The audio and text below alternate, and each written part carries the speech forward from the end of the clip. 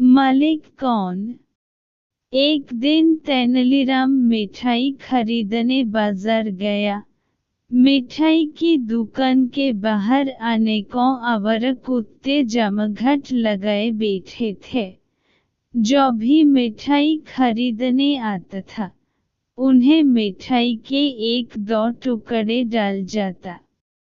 तेनालीराम को जानवरों से बहुत प्यार था। उन कुत्तों के पास से गुजरते हुए उसने एक कुत्ते के सिर पर हाथ फेरा, तो वह पूंछ हिलाता हुआ तेनाली के पीछे चल दिया। तेनालीराम बिना ध्यान दिए मिठाई की दुकान में चला गया। उस कुत्ते को लगा कि तेनाली उसे साथ ले चलेगा, तो वह भी उसके पीछे मिठाई दुकान में घुस गया। उसी समय दुकान का मालिक कुछ सामान खरीद कर वापस लौट रहा था। उसने तेनाली के पीछे उस गंदे कुत्ते को दुकान में घुसते देखा, तो आग बबूल हो गया।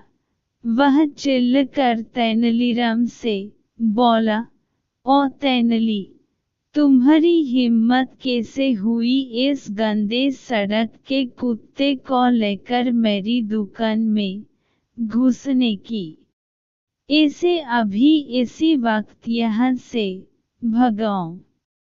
दुकानदार की ऐसी तीखी बात सुनकर तेनालीराम सन्न रह गया और गुस्से से पलट कर बोला, तुम्हें किसने कहा कि यह मेरा कुत्ता है? यह तो कोई आवारा कुत्ता है जो मेरे पीछे लगा हुआ है। परंतु दुकानदार को यकीन नहीं हुआ। वह फिर बोला, तेनाली, तुम खुद को बहुत होशियार समझते हो है ना? तुम पूरे शहर को बेवकूफ बना सकते हो, पर मुझे नहीं बना सकते। यह कुत्ता तुम्हारे पीछे पीछे दुकान में घुस है, तो यह तुम्हारा ही तो है। इस पर तेनालीराम हंसा और बोला, श्रीमान, फिर तो यह कुत्ता आपका मालिक है। यह सुनकर दुकानदार का मुंह गुस्से से लाल हो गया।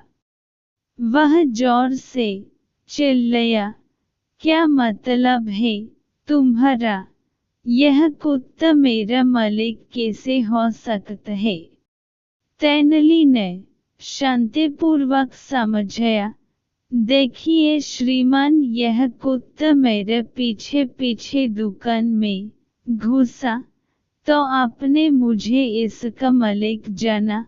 अब आप इस कुत्ते के पीछे दुकान में घुसे, तो यह कुत्ता आपका मालिक हुआ कि नहीं? सीधा सा हिसाब है। कहीं ये समझ में आया? अब दुकानदार को अपनी गलती समझ में आ गई। तेनाली की इस बात पर उसे कोई जवाब नहीं सूझ रहा था। गर्दन झुककर वह सिर्फ इतना ही बोल पाया, ठीक है भाई, माफ करना, मैं गलत समझ बैठा। यह कहकर उसने मिठाई के कुछ टुकड़े दुकान के बाहर फेंक दिए। वह कुत्ता झट से दुकान के बाहर भाग गया।